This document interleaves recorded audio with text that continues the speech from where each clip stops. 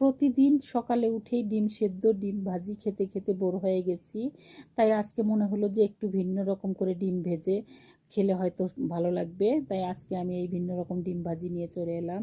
Hello everyone, আসসালামু আলাইকুম। আশা করছি সবাই খুব ভালো আছেন। নতুন রেসিপিতে সবাইকে স্বাগতম।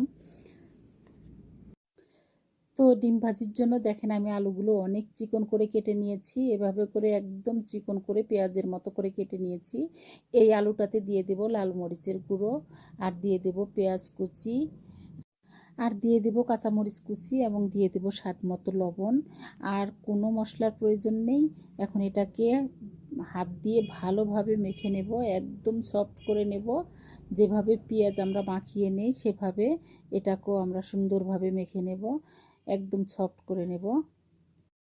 তো মাখানো হয়ে গেছে, এখন এতে দিয়ে দেব একটা ডিম। ডিম দিয়ে এটাকে ভালোভাবে ডিমটাকেও ফেটিয়ে নেব। এরপরও চুলায় বসিয়ে দিয়েছি একটা প্যান।